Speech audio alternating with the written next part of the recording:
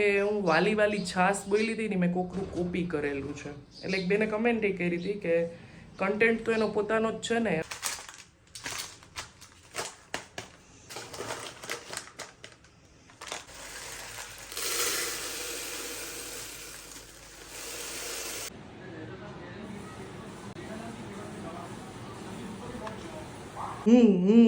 કરશે મમ્મી તો છે જ ગોળ. મામા દીપક ને બહુ અંશુબેન આપણે ક્યાં રહીએ છીએ?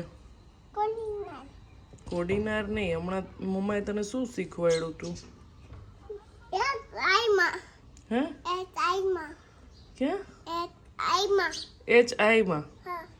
માં નહીં, ઇન્ડિયામાં. જો આ ટી શર્ટ પહેર્યું જેમાં લખ્યું છે ને ઇન્ડિયા. ઓકે, ઇન્ડિયામાં ક્યાં રહી છીએ આપણે? ગુજરાતમાં. ક્યાં રહી છીએ? પછી ગુજરાતમાં ક્યાં રહી છીએ આપણે? Very good, very nice. જય શ્રી કૃષ્ણ બધાને, જય જલારામ. કેમ છો બધા? સવારનો ટાઈમ છે. અંશીબેનને રેડી કરી દીધા છે. આજે છે સેટરડે એટલે દીપકને થોડુંક આવવામાં લેટ થાય, કારણ કે બહુ બધા રમવામાં હોય બુધવારે અને શનિવારે, એટલે એ થોડાક લેટ છે. હજી નાસ્તો એ બનાવવાનો બાકી છે. અને બહુ બધી કમેન્ટ્સ ભેગી થઈ ગઈ છે, એનો પહેલાં જવાબ આપી દઈએ. સૌથી પહેલાં કોડીનાર કેમ રહીએ છે તમારા સાસુ સસરા? આપું બેટા 1 મિનિટ. તો મમ્મી અને પપ્પા બે કોડીનાર રહીએ છે, કારણ કે પપ્પાનો અમારે બિઝનેસ ત્યાં છે. કરિયાણાની દુકાન છે પપ્પાને, એટલે પપ્પા ત્યાં રહીએ છે. પછી બીજો એક ક્વેશ્ચન હતો કે 2 હેલ્પર રખાય. બહુ મારા જૂના સબસ્ક્રાઈબર છે, મમ્મીની એજના છે આઈ થિંક, કારણ કે એકવાર એમને કીધું હતું કે મારી અંશી 1 મિનિટ, મારી દીકરાની દીકરી છે, એનું નામ છે પ્રાંશી, એટલે મને ખ્યાલ છે. તો 2 જ હેલ્પર છે, તો એ આવું થાય છે. બરાબર, બેયની અલગ અલગ છે, વાસણ માટેની ને ફ્લોર ક્લિનિંગ માટેની. શોર્ટ વિડીયો મેં જે ટિફિન સિરીઝનો મૂક્યો હતો એમાં કમેન્ટ કરી હતી કે તમે કોપી કન્ટેન્ટ કરો છો. મીન્સ કે શું કોપી કર્યું? કોપી કન્ટેન્ટ નહીં, કોપી બોલો છો, મીન્સ કે એ રીતે બોલો છો બીજાનું. તો કે હું વાલી વાલી છાસ બોલી હતી ને મેં કોકનું કોપી કરેલું છે. એટલે એક બેને કમેન્ટ એ કરી હતી કે કન્ટેન્ટ તો એનો પોતાનો જ છે ને એમ. તો કે હા, પણ એ બોલે છે કોપી કરેલું. બરાબર, એટલે આપણે વાલી વાલી છાસ બોલીએ ને એ કોકની કોપી કરેલી કહેવાય. પહેલી વાત તો એ કે મારે 2 દીકરી છે ને 2 નાની છે. બરાબર, ઘરનું કામ, બહારનું કામ, એટલે તમે જુઓ જ છો બ્લોગમાં ડેઈલી કે હું ફ્રી નથી થતી. એટલે મેં એને પૂછ્યું કે કોના વ્લોગની હું કોપી કરું છું, મને જરાક કહો. 3માંથી એકેય પાસે આન્સર નહોતા. બરાબર, એટલે આ લોકોની ઈર્ષા તમે જોઈ શકો છો. એ કોઈક આગળ વધતું હોય ને તો એમાં ગમે તે કમેન્ટ કરી દેવાની. પછી પ્લસમાં એક બીજી વાત કે કાંઈ નોલેજ ન હોય ને એ લોકો જ આવી કમેન્ટ કરતા હોય કે જેને બીજી આપણે ફોટો પાડવો હોય ને તો એ બીજાને કેવું પડતું હોય. એટલે કેમેરા વિશે, યુટ્યુબ વિશે, ઇન્સ્ટા, કોઈ પણ વિશે કાંઈ નોલેજ ન હોય, સોશિયલ મીડિયા વિશે, પોતાની લાઈફમાં કંઈ કરી ન શકતા હોય ને એ લોકો. બીજી એક વાત મેઇન કે યુટ્યુબમાં તમે જ્યારે વિડીયો કે બ્લોગ બનાવો ને એટલે તમને જે એમાં નવી નવી અપડેટ થતી હોય ને એના મેલ્સ તમારી પાસે આવતા હોય. એટલે તમે કોઈનું કોપી કન્ટેન્ટ કરો કે કોપી વિડીયો બનાવો ને એટલે તમારી ચેનલ ડીમોનિટાઈઝ થઈ જાય. એટલે કે તમને એમાંથી પૈસા આવવાના બંધ થઈ જાય. બરાબર, તમારામાં રેડ માર્ક લાગી જાય. પણ જે લોકોમાંથી મેં એની સાથે કંઈ દલીલ જ ન કરી, કારણ કે મેં તો આની પાસે કંઈ જવાબ જ નથી, એટલે આ લોકો ખોટા જ છે ઓબ્વિયસલી. જેને આ વિશે નોલેજ જ ન હોય એની સાથે શું તમે ચર્ચા કરો? ચલો બ્લોગમાં આગળ વધીએ.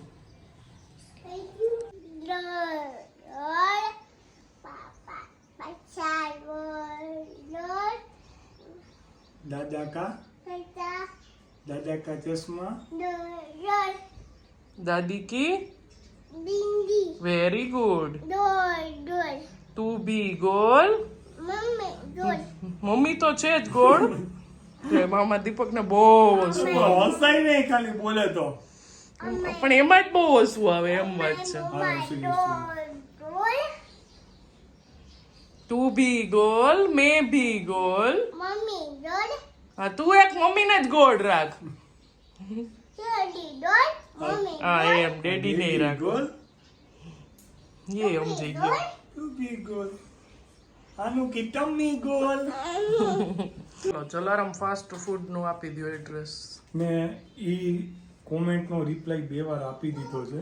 કદાચ એ બેનનું કે જે હોય એનું ધ્યાન નહીં ગયું હોય, પણ છતાંય અત્યારે કહી દઉં છું કે ઈ કોડીનારમાં આપણે ફેક્ટરી રોડ પર જાય ને, ફેક્ટરી રોડ પર ત્યાં ગાયત્રી મંદિર પછી રાઈટ સાઈડમાં આવે છે, ત્યાં છે એમની દુકાન. ઓકે. રોટલી ખાય. હા હા, દહીં ખાય. હા હા, છાસી પીવે. પીઝા નો ખાય. કુકુની વાત ચાલુ છે અમારે. પાવભાજી નો ખાય. ઇડલી ઢોસા નો ખાય. ચટણી નો ખાય. એ ખાલી રોટલી જ ખાય. હા હે, હા દહીં હારે ખાઈ લે. દુંદલી નો ખાય. બીજું છાસ પીવે ને. આંસી ખાય એવું જ ઈ ખાય છે ને મૂળ. બટેટા નો ખાય. ગાય નો ખાય. બટેટા તું ખા બધું. બટેટા લીંબુ નો ખાય. ચલો હવે ડેડીને જય શ્રી રામ કહી દો. હાલો ઓમ નમઃ શિવાય. નમઃ શિવાય. હાલો. અમારે છે ને હેલ્પર આવવાની બાકી છે. એ પહેલાંય અમારા ઘરની હાલત આવી જ હોય અને એ કામ કરીને જાય ને પછી એ આવી જોઈએ હાલત. આ તો અમને એમ થાય કે અમે કામ કરાવ્યું.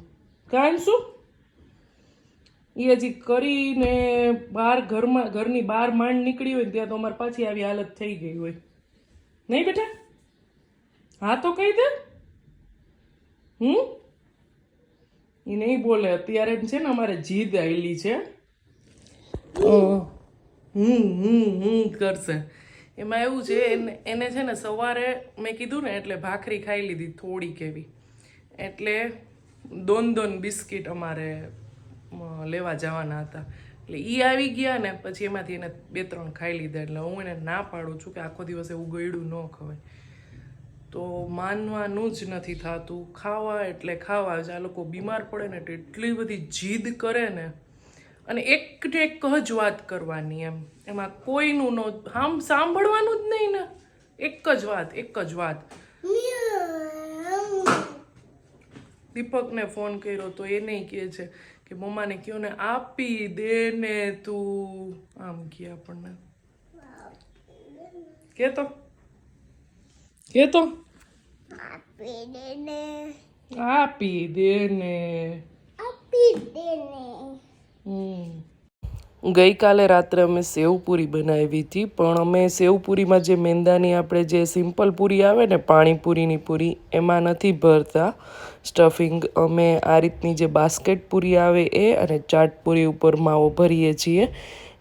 બાસ્કેટ પૂરીની આખી રેસીપી અલગ હોય, એમાં કઠોળ ભરવાના હોય મને ખ્યાલ છે, પણ અમને આ રીતે ભાવે છે કારણ કે આ પૂરી વધારે કડક રહે છે અને ઓલી હજી આખી પ્લેટ બનાવી હોય ને તો હજી 4-5 ખાય ને ત્યાં એ પોચી પડી જાય છે. એટલે આમાં અમે એ જ માવો ભર્યો હતો. અને ગઈકાલ રાત્રે બનાવી હતી એટલે છોકરાઓને ને મારે અમે બધા આ જ જમવાના હતા. દીપક એક પૂરતું જ ટિફિન આજ બનાવ્યું હતું. એટલે આ રીતનું હતું. તમને બધાને આ રીતનું ચાટ ભાવે કે નહીં એ પણ મને કમેન્ટ કરજો ને. અત્યારે બધા મોઢામાં પાણી ભરી લ્યો. સાચું કે નહીં? આવું જોઈને આપણને આમ મજા આવી જાય, મોઢામાં પાણી આવી જાય. હવે એક કમેન્ટ આવી હતી કે તમારું મંથલી ગ્રોસરી રહ્યું ને એ શેર કરો. તો હું છે ને ક્યાંય મોલમાંથી ખરીદી નથી કરતી. છેલ્લા 5 વર્ષથી તો હું ક્યારેય મોલમાં ગઈ હોઉં ને આ રીતની ખરીદી કરવા એ મને યાદ નથી. હું આજુબાજુની જે ના દુકાન હોય ને કરિયાણાની ત્યાંથી જ ખરીદી કરું છું. અને મારું મંથલી ગ્રોસરીમાં છે ને એવું હોય છે કે હું 15થી 20 વસ્તુ ભેગી થાય ને એટલે લઈ લેતી હોઉં.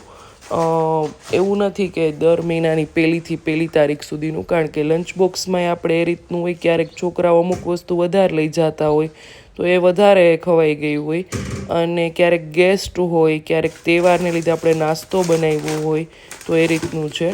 તો જો હું સવારની જે બધી વસ્તુ જોતી હોય ને, ચા છે તો એ, પૌવા અમારે સવારમાં બનતા હોય એ, અને ચણાનો લોટ એટલા માટે કે પુડલા ને એવું બધું બનતું હોય ને તો એ બધું એકસાથે જ રાખું છું એક ડબ્બામાં.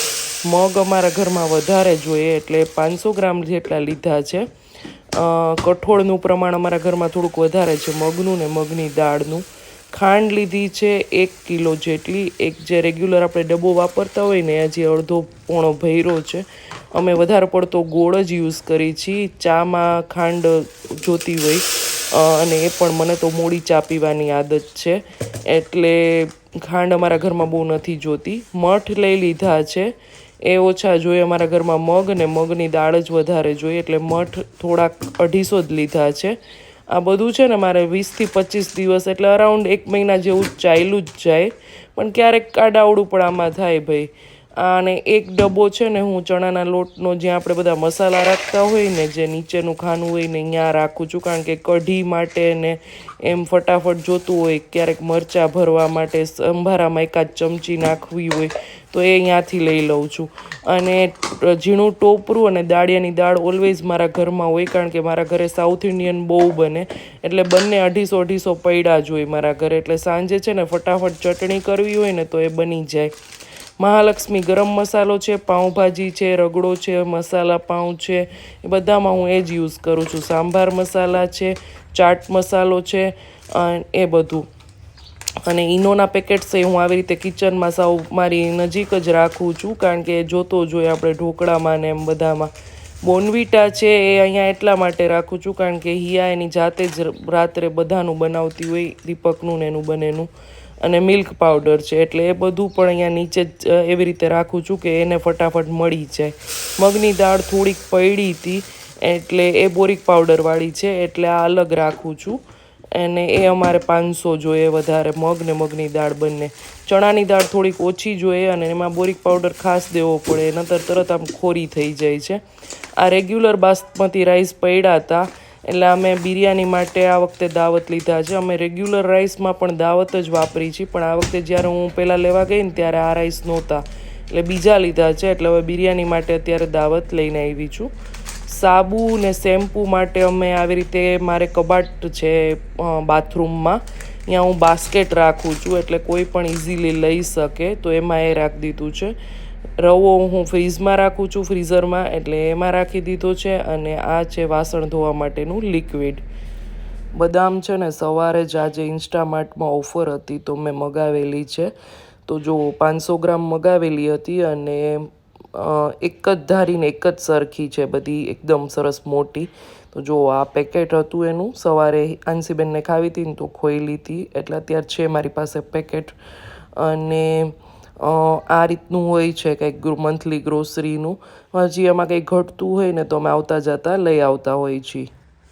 ચાલો, વાગી ગયા છે સાંજના 6:45 જેવું થયું છે અને અહીંયા જ વિડીયોનો એન્ડ કરું છું. તમારા કોઈ પણ સવાલ રહી જતા હોય ને તો મને બીજી વાર પૂછી શકો છો તમે, કારણ કે 2-3 દિવસે વ્લોગ બનાવતા હોય ને ત્યારે હું સ્ક્રીનશોટ તો પાડીને જ રાખતી હોઉં, પણ છતાંય ક્યારેક રહી જતું હોય, બરાબર ને? તો કંઈ પણ હોય તો મને પૂછજો વ્લોગમાં. કેવો લાગ્યો વ્લોગ આજનો એ પણ કમેન્ટમાં જરૂરથી કહેજો.